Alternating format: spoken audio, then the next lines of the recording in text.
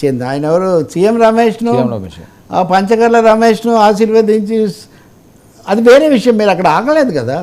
వీళ్ళు కలవటం శుభపరిణామం, రాష్ట్ర అభివృద్ధికి దోహదం చేస్తూ పార్టీల గురించి మీరు అక్కడ మాట్లాడారు.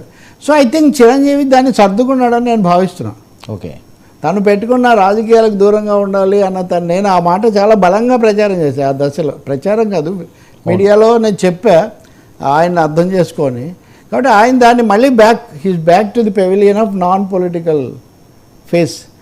ఎన్డీఏతో ట్రావెల్ కాదలుచుకోలేదు ఆయన. అవును, అది సీఎం రమేష్ అలా కమిట్ చేయించి కొంచెం దాన్ని చేశాడు. ఈయన కూడా ఒక అడుగు కొంచెం ఏమైనా ఊగిసలాడారేమో, కానీ మళ్ళీ ఎందుకు నేను ఇలాగే ఉండాలి పెద్దగా అని ఆయన భావించినట్టుగా కనిపిస్తుంది. సార్ ఏంటి పద్ధతి? పద్మనాభం గారు మరొక లేఖ అస్త్రం పద్ధతిగా రాశాడు.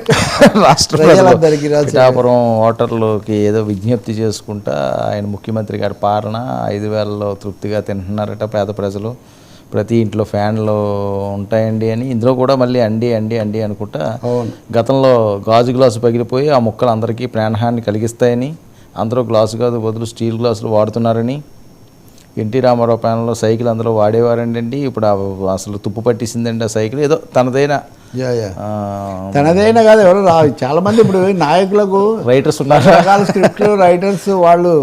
ఇప్పుడు ఈ సమయంలో నిజానికి ఇట్లాంటివి కాదు కదా. అంటే క్లియర్గా ఆయన ఒకసారి ఎయిర్ క్లియర్ చేయదలుచుకున్నట్టున్నాడు మరొకసారి పవన్ కళ్యాణ్ మీద, కూటమి ఓడిపోవాలని. సంక్షేమ పథకాలు జగన్ ఇచ్చాడనే దాని మీద పెద్ద రెండో అభిప్రాయం ఏం లేదు. అవును, నిజానికి విమర్శలకు కూడా దారితీసి సంక్షేమానికి అంతా పెడుతున్నాడని కదా బయలుదేరింది. కాబట్టి దాన్ని నా రీట్రేట్ చేస్తున్నాడు. కాకపోతే ఇదిగో రాక్షస పాలన అని వాళ్ళు ఇదిగో మీరు పెట్టినట్టుగా చంద్రబాబు అంటుంటే వీళ్ళదే రాక్షస పాలన, అవును వీళ్ళు వస్తే రాక్షస పాలన వస్తుందని ఆయన అంటున్నాడు. ఎవరైనా మామూలు మానవ పాలనే చేయాలని మనం కోరుకుందాం. రాక్షస పాలనలు అటైనా ఇటైనా లేకుండా ఉండాలి. కానీ బట్ పాయింట్ ఈజ్ స్ట్రాంగ్గా ఒక కమ్యూనిటీకో లేకపోతే తనను ఫాలో అయ్యే సెక్షన్కో ఆయన ఒక మెసేజ్ ఇవ్వదలుచుకున్నాడు. Vote against Pawan. మరి ఒక్క పవన్ మీదే ఫోకస్ పెడతారని అనుకోకుండా మళ్ళీ రాష్ట్ర ప్రజలందరికీ అని ఒక జోడించి ఏంటంటే ఆయన అనుయాయులు సామాజికంగా తరగతికి చెందిన వాళ్ళు రాష్ట్రంలో ఇతర చోట్ల కూడా ఉంటారు కాబట్టి బహుశా అది కూడా పెట్టినట్టుగా ఉన్నారు. అంటే జగన్ మనవాడయ్యా బాబు మీరు కొంచెం దృష్టిలో పెట్టుకోండి అని ఒక మెసేజ్. కొద్దిగా చూడండి, మీరు ఏమన్నా పవన్ మనవాడు అనుకుంటారేమో, కాదు గ్లాస్ ముక్కలు అయింది అది ఇది ఏదో కొన్ని పెట్టాడు కదా. అవును సార్. ఓకే, మీ అబ్జర్వేషన్లో సార్ ఇన్ని రోజులు జరిగిన ప్రచార సుదీర్ఘంగా చాలా టైం వచ్చింది వీళ్ళకి ప్రచారం చేసుకోవడానికి. మీరు వింటున్నది కానీ లేకపోతే మీ అబ్జర్వేషన్లో కానీ ఈసారి గెలుపు ఎవరిది చెప్పొచ్చట? రేపు ఎన్నిక జరుగుతుంటే మన వాళ్ళు చెప్పకూడదు కాదు, మీ అబ్జర్వేషన్. నేను ఇందాక చెప్పా కదా, డెఫినెట్గా మీ సర్వే, మీరు చూసిన సర్వేలు లేకపోతే మీరు విన్న వాటి నుంచి మీరిచ్చే. నేను చాలా కీలకమైన వ్యక్తులు, మంత్రులు, ముఖ్యమంత్రులు లాంటి వాళ్ళు మాట్లాడుతున్న తీరది నేను చెప్తూ ఉన్నాను కదా. అలాగే ఇంకొకటి కూడా జరుగుతుంది.